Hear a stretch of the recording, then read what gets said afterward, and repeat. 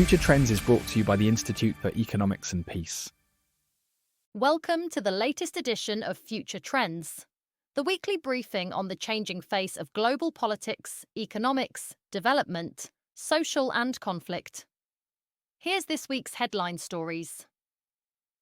M23 offensive in Congo could spiral into regional war. Panama's president says no negotiation about canal ownership. Ethiopia and Kenya share electricity. Denmark to boost Arctic security amid Trump's Greenland threats. And Dubai sets record of 92.3 million passengers in 2024. Here's the latest stories in politics. US offers 2 million federal employees incentives to quit. The move was part of the Trump administration's plan to reduce the size of the US government. Trump also froze all foreign aid and any other programs that included DEI and what he called woke gender ideology. Syria's rebel leader Sharar declared transitional president. The announcement helps Ahmed al-Sharar tighten his hold on power less than 2 months after he led a campaign that toppled Bashar al-Assad. European Union inks $3.07 billion deal with Jordan amid deportation push. The deal is the latest in a series designed to shore up regional governments and pave the way for deportations. Belgium gets new government. After repeated false starts and breakdowns in talks, the country gets a Flemish nationalist-led coalition with Bart de Wever as Prime Minister. Ecuador to shut borders, militarize ports for election. Borders would be closed over the weekend for the presidential election, due to what President Daniel Noboa said were attempts by armed groups to destabilize the country. Now to updates in conflict. M23 offensive in Congo could spiral into regional war. With the Rwandan M23 capturing the city of Goma, there is now concern about what could happen across the rest of the DRC. With a population of over 100 million, the UN and global powers have expressed concerns the conflict could spiral into a regional war akin to those of 1996 to 1997 and 1998 to 2003 that killed millions. Corneille Nangaa, leader of the Congo River Alliance, that includes M23, says the aim is to replace the government. That would require a fight to capture Kinshasa, 1,600 kilometers from Goma. Denmark to boost Arctic security amid Greenland threats. Copenhagen is boosting its military spending and holding talks with European allies as the US president increases his expansionist comments. Trump orders strikes on IS targets in Somalia. The US has conducted airstrikes on IS targets in Somalia, with the backing of Somalia President Hassan Sheikh Mohamud. The strikes were carried out in the Golis Mountains, a range on the northern coast. Arab nations oppose removing Palestinians from Gaza. 5 Arab foreign ministers and a senior Palestinian official sent a joint letter to the US government opposing any plan to displace Palestinians from Gaza. The letter was signed by the foreign ministers of Jordan, Egypt, Saudi Arabia, Qatar, and the United Arab Emirates.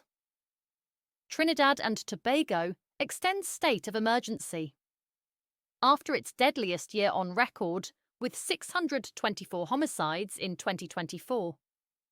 The Caribbean nation has extended a state of emergency until mid-April. Authorities blamed gang warfare for a spike in murders, with concern about reprisal killings prompting the state of emergency. Turning to economics. At least 11 Baltic cables damaged were not done by Russia. Senior intelligence officials say ships' logs and mechanical failures with ships' anchors were among multiple indications pointing away from Russian sabotage, with Russian cables also severed. Russia reportedly sent an intelligence-gathering vessel to the site of one cable rupture to investigate the damage. UAE strengthens its role as Africa's leading investor. The United Arab Emirates continues to solidify its position as Africa's top investor, with significant contributions to renewable energy and infrastructure development. Eurozone economy stagnates, may face more pain from US tariffs. The currency area has struggled to recover from a sharp rise in energy and food prices triggered by Europe's largest military conflict in 8 decades. Mexico and Canada say Trump will pause tariffs for 1 month. The US president backed away from his threat to impose 25% tariffs on Mexico and Canada, but US tariffs on China were still due to take effect. Both Canadian Prime Minister Trudeau and Mexican President Sheinbaum said they had agreed to bolster border enforcement efforts in response to Trump's demand to crack down on immigration and drug smuggling. That would pause the 25% tariffs, due to take effect for 30 days. Ethiopia and Kenya share electricity highway. When one country needs more electricity for its national grid, it pulls from the other. Ethiopia produces all the power for its national grid from renewable sources. In Kenya, renewables account for around 90% of electricity, and the country boasts one of the largest geothermal facilities in the world. Moving to stories in development. Panama's president says no negotiation about canal ownership. José Raúl Mulino made the statement prior to the US Secretary of State's visit. The US built the canal in the early 1900s as it looked for ways to facilitate the transit of commercial and military vessels between its coasts. Washington relinquished control of the waterway to Panama from 2000, under a treaty signed in 1977 by President Carter. UN reports. Latin American food systems disrupted by climate change. The El Niño weather phenomenon of heat and drought in Argentina, Mexico, Nicaragua, and the Dominican Republic has left many hungry and food insecure, as has heavy rain spiking up non-drought-resistant crop prices in Ecuador. China and India agree to resume direct commercial flights. Flights between the two nations were cancelled 5 years ago following the COVID pandemic and intense political tensions. Japan food exports hit record high despite China bans. Japanese exports of agricultural, forestry, and fishery products rose 3.7% to a record high in 2024, despite China's ban on seafood imports following the water discharge from the Fukushima nuclear power plant.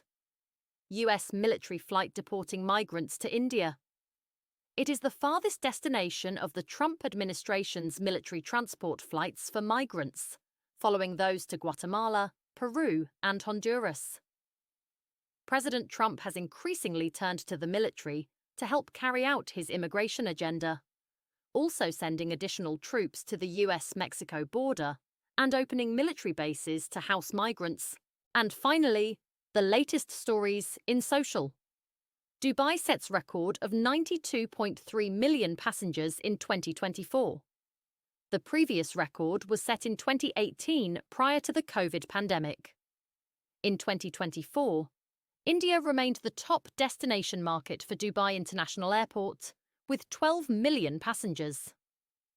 Saudi Arabia followed with 7.6 million, and the UK at 6.2 million. Italy blocks access to the Chinese AI application, DeepSeek.